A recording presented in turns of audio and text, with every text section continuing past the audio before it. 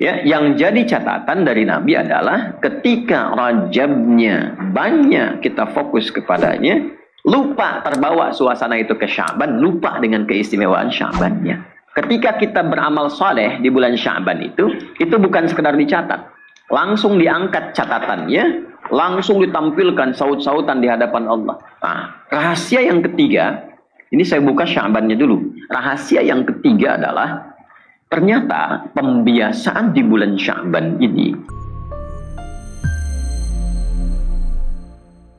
karena demikian sunnahnya ketika sampai di bulan Sya'ban, Rasulullah SAW memberikan contoh persiapan sebelum masuk ke bulan Ramadan, yang dengan itu pula spirit puasa itu dimulai. Jadi informasi penting yang pertama, turunnya ayat tentang puasa. Perintah puasa itu diturunkannya di bulan Sya'ban, bukan di bulan Ramadan. Ya, turunnya di bulan apa? Sya'ban. Bulan ke-6 atau ke-7 Sya'ban itu? 8 ya. Ke-7 kan Rajab, ke-6 Jumadal Akhirah. Bulan Sya'ban, bulan ke-8. Harinya kalau pengen detil, harinya hari Senin. Baik ya, hari apa? Senin. Bulannya Sya'ban, bulan ke-8. Tahunnya tahun kedua Hijrah. Jadi Nabi memasuki tahun kedua di Al-Madinah Al-Munawwarah di bulan yang ke-8 Sya'ban, di hari Senin, menerima wahyu dari Allah Subhanahu wa taala dengan turunnya Al-Quran surah kedua Al-Baqarah di ayat 183. Allah berfirman, a'udzubillahi minasyaitonir rajim, bismillahirrahmanirrahim, ya ayyuhalladzina amanu kutiba alaikumus syiyam kama kutiba alal ladzina min qablikum la'allakum tattaqun. Baik. Sampai di sini penting dipahami bahwa apa kaitannya. Kan orang sering baca terjemahan dengan tafsir, tapi sedikit sekarang yang membahas korelasi ayat ini, hubungan ayat ini turunnya di bulan Sya'ban. Apa hubungannya? Apa keterkaitannya? Ternyata salah satu hikmahnya adalah turun perintah ini sebulan sebelumnya agar umat Islam itu bisa diberikan bimbingan oleh Nabi untuk mempersiapkan diri sebelum masuk ke bulan Ramadan. Satu, ada adaptasi secara fisik. Secara fisik. Jadi orang-orang yang belum terbiasa puasa, ya, yang mungkin belum bisa beradaptasi apalagi selama sebulan penuh berpuasa, kan tubuh kita itu punya pola metabolisme yang menyesuaikan. Kalau tidak dibiasakan sebelumnya, kaget, ya, bisa-bisa nanti wudunya kumur-kumur pakai sirup gitu kan, bermasalah tuh. Ya. Oleh karena itu penting ada pembiasaan terlebih dahulu. Ini nanti juga menjadi fikih untuk satu mu'allaf misalnya, yang baru masuk Islam, yang belum terbiasa puasa penuh, jadi nanti latihannya bukan di Ramadan, latihannya di bulan Sya'ban. Termasuk anak-anak yang menjelang baligh, anak-anak kecil, ya, atau yang mau baligh pas Ramadan tahun ini, dilatih di bulan Sya'ban. Jadi ketika dia baligh dan masuk Ramadan itu sudah penuh, tidak sampai zuhur lagi, ya, tapi sampai maghrib. Ya, jadi latihannya satu secara fisikal, ada adaptasi di bulan Sya'ban. Karena itulah kemudian dalam satu hal Nabi dikonfirmasi oleh seorang sahabat bernama Usama bin Zaid radhiyallahu taala anhu. Kisah ini didokumentasikan oleh Imam Muslim dalam kitab sahihnya, Sahih Muslim, nomor hadis 2357. 2357. Ketika beliau bertanya, "Aw kama qala ya Rasulullah, lam araka tasumu." Awasnya, dalam satu riwayat atau dalam satu tafsiran, sunnatan kama tasumu Sya'ban. Ya, paham? Tidak. Ya Rasulullah, beliau bertanya, "Lam araka tasum." Saya tuh jarang melihat Anda, memperhatikan Anda menunaikan puasa sunnah itu ya sebanyak puasa sunnah di bulan Sya'ban. Nah, jadi poin pertama, sahabat itu dalam setiap tindakannya, tutur, perilaku, akhlaknya, itu seling memperhatikan Nabi. Karena memang pedoman utamanya jelas. Quran surah ke-33, Al-Ahzab, di ayat ke-21. Laqad kana lakum fi Rasulillahi uswatun hasanah. Atau dalam satu riwayat, Qalun dan Warsh dari Nafi' iswatun hasanah. Ya, jadi bisa dibaca uswah, bisa dibaca iswah. Nah, ada qudwah, ada uswah, itu berbeda. Ya, kalau qudwah itu satu bentuk keteladanan yang diikuti kita akan menjadi baik. Jadi ada satu bentuk keteladanan, bila diikuti kita pun akan mendapatkan aura kebaikannya. Jelas ya? Oke. Tapi kalau uswah adalah bentuk keteladanan yang bila diikuti kita mendapatkan kebaikannya dan dalam saat yang sama kita pun menjadi teladan untuk orang lain. Gitu. Jadi kalau kita mengikuti semua yang melekat pada Nabi, baik sifat, sikap, perilakunya, bukan hanya akan merubah kita menjadi orang baik, tapi saat yang bersamaan kita juga akan menjadi teladan bagi orang sekitaran kita. Nggak percaya silahkan ya, dari yang kecil-kecil, karena itu harakatnya bisa dibaca dengan kasrah. Riwayatnya dari Qalun, Warsh, dari Imam Nafi' Al-Madani. Imam Nafi' Al-Madani itu badannya tinggi besar. Kalau dari Madinah itu biasanya ibu rambutnya keriting atau lurus?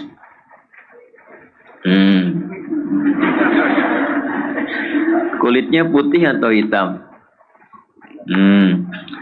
Bibirnya tipis atau tebal? Ya terserahlah.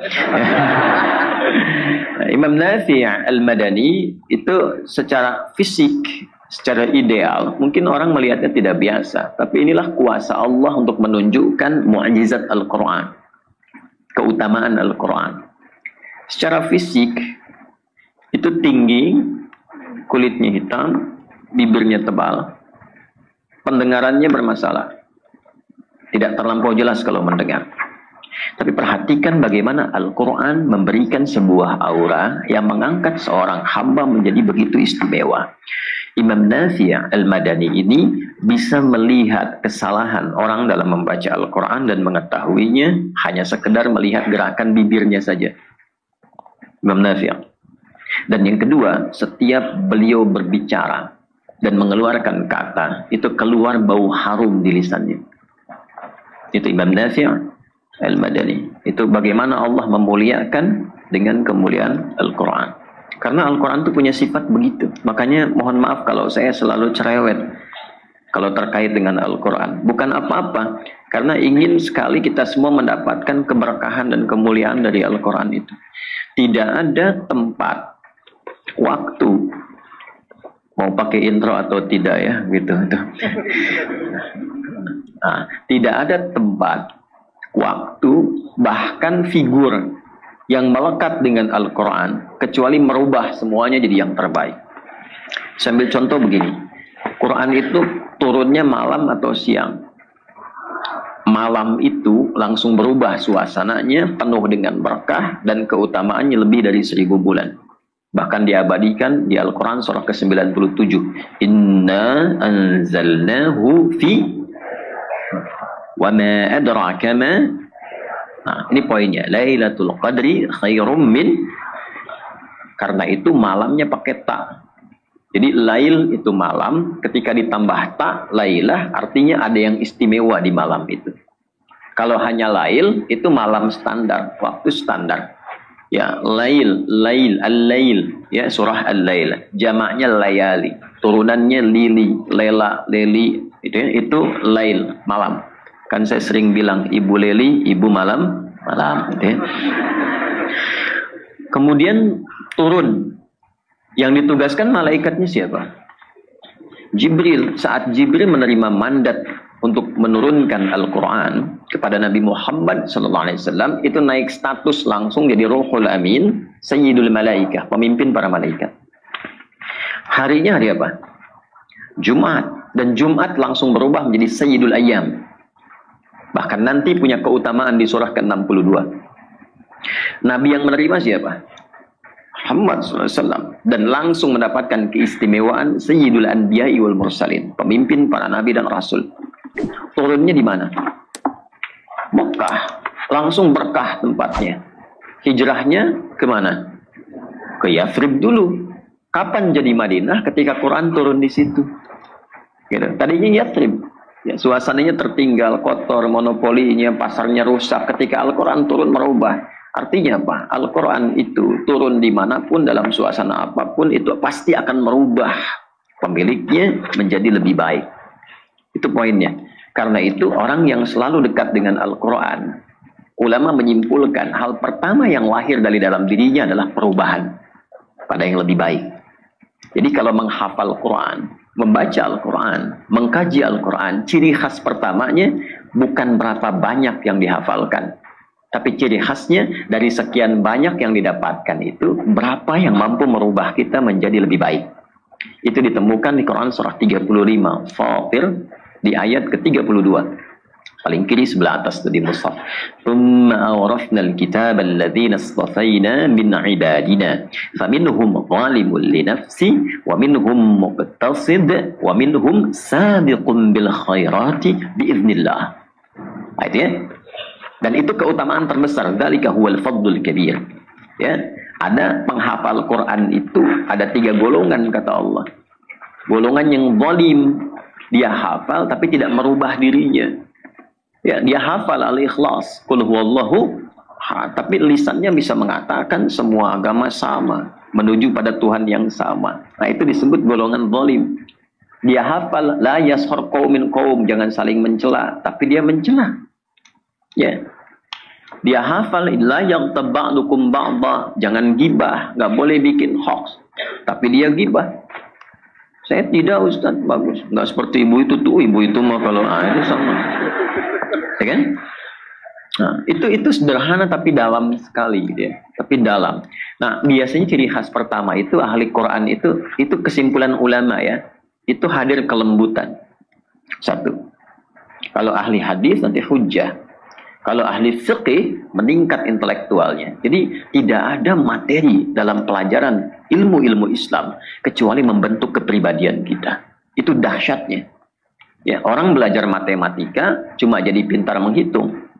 Menghitung pintar, tapi belum tentu memperbaiki kepribadian. Di Islam itu, makanya sering saya agak rewel tuh kalau bisa sekolahkan ke pesantren, tapi pesantren yang benar. Karena semua turunan ilmu dalam Islam itu membentuk karakter.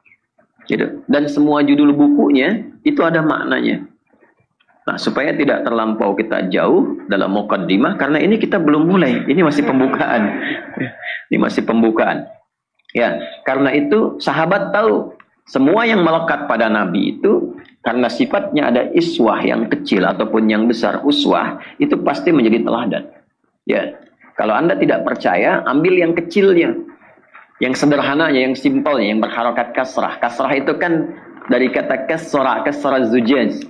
Ya, kaca pecah jadi kecil-kecil.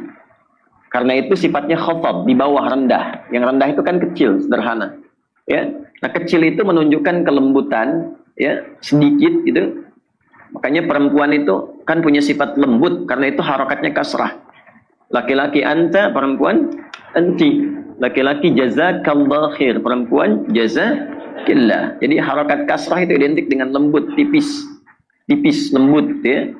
Anda kalau tadi sambil nunggu kajian malam-malam tahajud, terus iseng keluar jam 3, dekat pohon tuh ada suara, dia misalnya, Anda nggak usah takut, tunjuk aja kasroh ya gitu.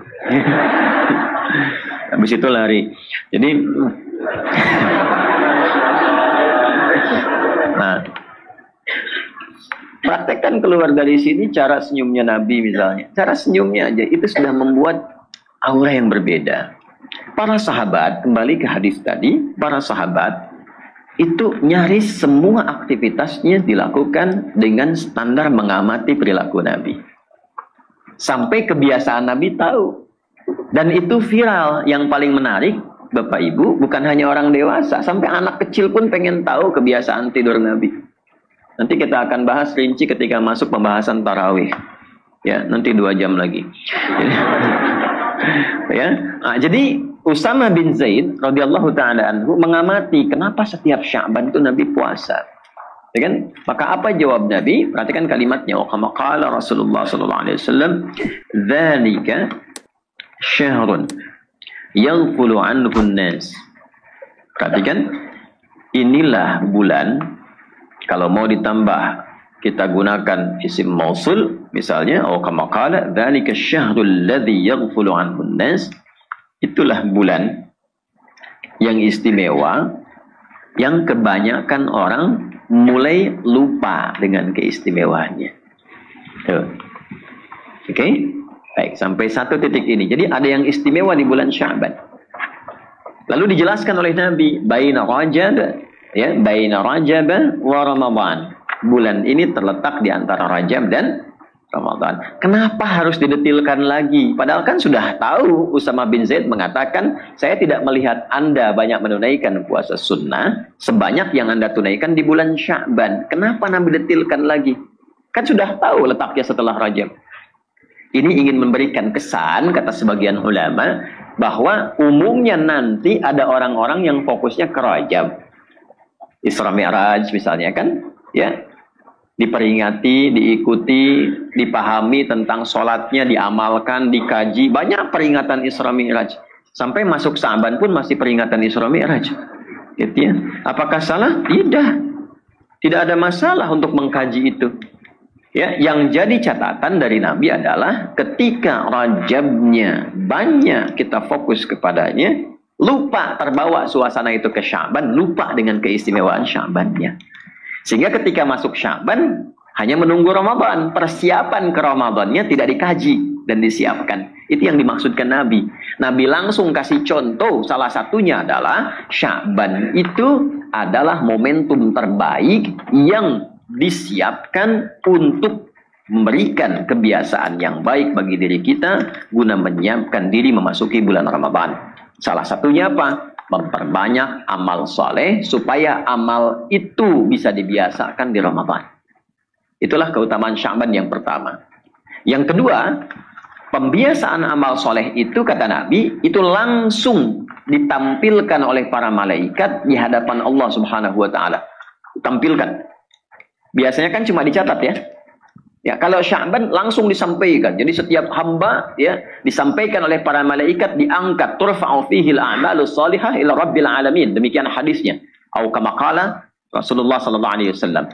Ketika kita beramal saleh di bulan Sya'ban itu bukan sekedar dicatat. Langsung diangkat catatannya, langsung ditampilkan saut-sautan di hadapan Allah. Sehingga komen Nabi, saya ingin amal saya ketika disebut di hadapan Allah dalam keadaan beramal yang baik. Sya'ban beda. Ibu bapak baca Al-Quran di bulan Rajab, dicatat satu hurufnya berapa? 10 kalau ikhlas. Ya. Gitu kan? Nun, lumayan 10 ya. Kalau ikhlas, gitu kan? Tapi Rajab tidak. Begitu dibaca, Nun, ya Allah, hambamu Kevin, ada Kevin di sini. Hambamu Kevin sedang baca Quran, Masya Allah. Ya. Nun, disampaikan tuh kan, bisa disampaikan. Itu bulan Sya'ban. Ya Allah, hambamu si fulan meningkatkan sholatnya. Allah sudah tahu bahkan sebelum dikerjakan. Tapi itu untuk memberikan kesan kepada kita. Kenapa hadis itu diungkap? Untuk memberikan motivasi kepada kita. Allah sudah tahu sebelum dikerjakan. Saat dilakukan sangat memahami. Tapi itu disampaikan kepada kita supaya kita yang tidak tahu termotivasi dengan pengetahuan itu. Itu maksudnya. Nah, rahasia yang ketiga, ini saya buka Sya'bannya dulu. Rahasia yang ketiga adalah ternyata pembiasaan di bulan Sya'ban ini akan membuat kita semakin konsisten beramal di bulan Ramadan dan memasukinya dalam keadaan baik. Memasukinya dalam keadaan baik. Karena memang ketika ayat ini diturunkan, seperti kemarin Jumat saya sampaikan dalam khutbah yang telah diupload itu di YouTube, iman orang Islam terbagi pada 3 golongan. Berapa golongan? Yang tipis, yang standar, dengan yang kuat. Dan ketiganya dibuka dengan huruf satu saja, ya. Disebutkan 361 kali dalam Al-Quran dan membuka perintah panggilan puasa. Ya ayyuhalladzina amanu. Huruf panggilan itu ada 14 dalam bahasa Arab. Ini santri atau mahasiswa yang ngaji, kalau nanti ngaji nahu, gramatikal bahasa Arab, misalnya ingin cari syarah di kitab Alfiyahnya Ibnu Malik, syarah Ibnu Aqil, cari yang tahqiqnya Muhyiddin Ad-Darwishi. Itu bagus sekali, 2 jilid. Jilid pertamanya ketika masuk bab nida, itu nanti ada catatan kaki, disebutkan ada 14 jenis huruf panggilan, huruf nida. Ada A, ada Aya, ada Wa, ada Ya, dan seterusnya. Tapi yang disebutkan dalam Al-Quran hanya satu, yaitu Ya, 361 kali. Kenapa? Karena Ya satu-satunya huruf yang mencakup semua fungsi huruf panggilan ini. Linida'il qarib, nida'il mutawassit, wal ba'id. Ya, dia difungsikan memanggil jarak yang dekat, jarak menengah, plus jarak yang jauh. Kalau ini ditempelkan pada suasana iman, saya detilkan begini ya. Ya disebutkan 361 kali dalam Al-Quran memanggil objek yang dekat, menengah, atau jauh. Ayyuha disebutkan 150 kali dalam Al-Quran. Ayyunya munada berfungsi menguatkan pesan. Haknya tanbih berfungsi mengingatkan orang yang diberi pesan. Alladzina disebutkan 1080 kali dalam Al-Quran. Itu mencakup semua tanpa kecuali. Objeknya, laki-laki, perempuan, besar, kecil, punya kedudukan, tak punya kedudukan, kaya, cukup, semua tanpa sekat. Jadi kalimat ini kalau ingin diterjemahkan dengan tafsir, bunyinya begini. Hei semua pemilik iman tanpa kecuali. Walaupun aku tahu kualitas imanmu itu berbeda. Ada yang imannya tipis, sehingga terasa jauh dariku. Ada yang imannya standar, dia biasa-biasa saja. Ya, ada yang imannya kuat sehingga merasa dekat denganku. Kalau dikaitkan dengan puasa tuh begini, ya. Kalau iman tipis itu begitu dekat ke Ramadan, ya cepat amat ya Ramadannya. Nah, nanti belum mulai puasa, udah nunggu berapa hari puasanya, kapan bukanya, kapan sahurnya. Ya. Iman standar itu begitu tiba ya dijalani begitu saja. Masuk Ramadan ya masuk. Biasa saja, begitu puasa ya puasa. Tarawih ya tarawih. Iman kuat itu, saking dekatnya hubungannya dengan Allah, bahkan baru selesai Ramadan, sudah menunggu Ramadan berikutnya. Sudah berdoa. Dia biasakan untuk menjemput, menyambut Ramadan. Bahagia sekali ya. Masya Allah, perbanyak doanya, kegembiraannya ditebarkan, bahkan ingin mengajak orang-orang itu, kalangan demikian. Saat masuk Ramadan, suasana itu akan terasa. Ini pun yang sekian banyak datang misalnya, atau yang mendengar ceramah ini akan merasa kita itu berada di mana posisinya. Ya? Kalau dikaitkan dengan sholat, karena kalimat iman pertama, konfirmasi pembuktiannya sholat. Ya kan? Alladzina yu'minuna bil ghaibi wa yuqimunas sholat. Itu bisa dicek saat dengar adzan. Saat dengar adzan. Ya, di Quran surah 8 Al-Anfal di ayat yang kedua, innamal mu'minuna alladzina idza dzukirallahu wajilat qulubuhum. Orang yang punya iman itu bisa dicek kata Allah. Gimana ngeceknya? Kalau disebutkan nama Allah, nanti ada getaran frekuensi iman di hatinya. Kapan disebutkan? Diperdengarkan di telinga itu. Telinga itu bahasa Arabnya udhun, jamaknya adzan. Jadi diperdengarkan lewat adzan. Dan kalimat pertama yang disebutkan dalam adzan lafaz apa? Allah, Allahu Akbar, Allahu Akbar. Ya, kedengaran kan? Nah itu begitu mendengar itu, konfirmasi frekuensi iman itu langsung ada di hati kita. Ya, gelombangnya itu kuat, itu gelombang iman dalam hati. Beda-beda, kan di hati itu ada gelombang iman, gelombang kasih, gelombang cinta, gelombang takut polisi gitu ya, ada kan. Kalau pelanggaran kan dari jauh tuh ngelihat polisi sudah terasa kan gelombangnya gitu ya. Ya kan? Nah itu kan beda dengan gelombang iman. Ya, lain-lain. Baik, jadi ada beberapa hal yang tidak sama. Nah orang merespon adzan itu juga ada kaitan dengan iman. Innas salata kanat 'alal mu'minina kitaban mawquta.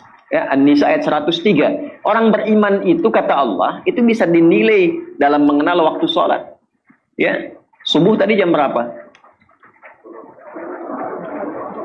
4.40, 4.43, 4.42, 4.45 ya. Nggak apa-apa, artinya tempatnya berbeda-beda, terjadi perbedaan pendapat gitu kan. Ya. Kalau 445, Allahu Akbar, 445 dipanggil, 445 dia sadar. Wah, sudah adzan, saya harus siap-siap. Nah, itu iman standar. Oh, belum kuat, Mas. Belum kuat. Itu standar. Ya, Anda masuk kuliah jam 7, datang jam 7, standar kan? Iya. Kalau datang jam 6, hebat. Datang jam 3, keterlaluan. Datang kuliah jam 7, datang jam 3 kan? Gitu. Nah, orang dipanggil 4.45, dia jam 3 sudah bangun.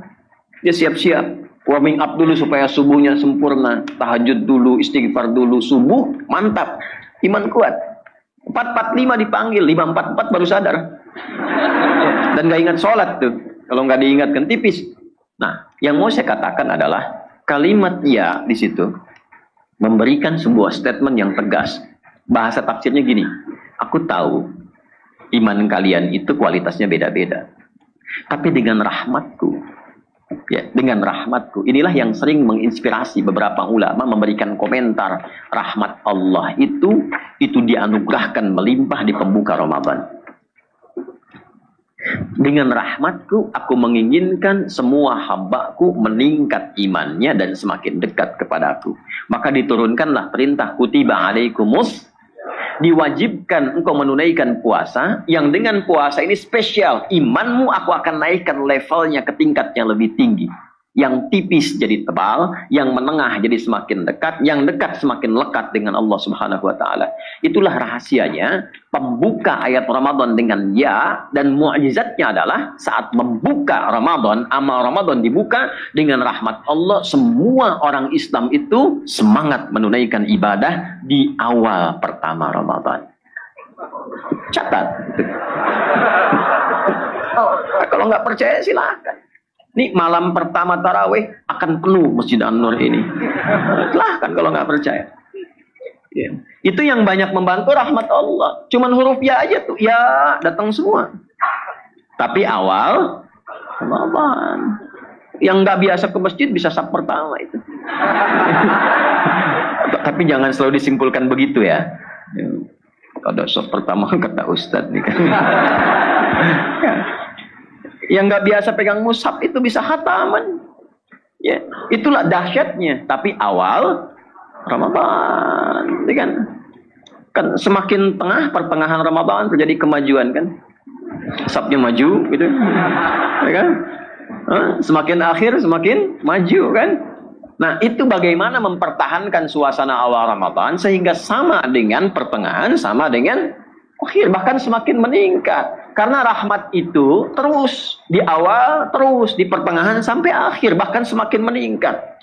Jadi yang awalu rahmat, awsatu maghfirah, akhiru itqum minan nar, ya, itu hadisnya bermasalah. Ya, bermasalah, dhaif, bahkan ada yang menyimpulkan hadis palsu. Yang bermasalah itu sanad. Jelas ya? Karena sesungguhnya bertentangan dengan sifat Ramadannya. Awalnya rahmat, pertengahannya semakin meningkat rahmatnya, akhirnya semakin meningkat juga. Di awalnya ada maghfirah, di akhirnya ada maghfirah, pertengahannya ada maghfirah. Semua sifat itu ada. Bahkan pembukanya jika dilakukan dengan benar. Ini rahasia pertama yang saya berikan. Catat ini di antara kita. Jadi kalau kita baru mendapat malam pertama Ramadan saja dan benar amalnya, itu semua dosa kita digugurkan langsung oleh Allah. Nanti saya turunkan. Nggak cukup dengan amin, kita bahas dulu nanti. Ya, nanti saya turunkan sampai ke doa-doanya. Ya, jelas sampai sini? Nah, kalau jelas mari kita akhiri kajian kita. Langsung masuk. Nah, jadi kalau kita tidak punya kesiapan di bulan Sya'ban ini, satu, fisik nggak siap. Itu poinnya. Dua, kondisi kita nggak baik. Bukan kita, maaf ya. Kondisi orang yang akan ke Ramadan itu nggak baik. Saya nggak mau ikutan maksudnya. Nah, yang ketiga, ini yang paling penting. Nabi mencontohkan, mengajarkan, dan menunjukkan kurikulum Ramadan. Sejak bulan Sya'ban, kegiatan apa saja, program apa saja yang bisa dibuat menjadi kurikulum, supaya kita bisa catat orang sekarang, nanti catatan itu dibawa saat masuk Ramadan. Dan punya target. Sehingga nanti tidak bingung, tahu malam mau ngerjain apa. Pagi ngerjakan apa, siang melakukan apa, targetnya berapa, begitu caranya. Ya. Bukan sahur, tidur lagi. Habis subuh, tidur lagi. Kerja singgah ke musola, tidur. Nah kan, nunggu buka. Gitu. Yang diandalkan hadis palsu kan, tidurnya orang puasa adalah ibadah. Hadis palsu. Jelas. Walaupun maknanya ada yang benarnya. Jika disandingkan dengan maksiat. Orang tidur itu berpahala ketika diniatkan menghindari maksiat. Oh gitu ya. Ayo tidur. Tapi kalau saya sedang ngajar Anda tidur itu maksiat. Jelas. Nah sekarang di titik inilah pentingnya kita mengetahui kurikulum Ramadan. Maksud saya kita paham kenapa kita bikin judul itu. Dan ini bagian dari sunnah Nabi. Supaya kita bisa beradaptasi dan menyiapkan diri sebelum masuk ke Ramadan.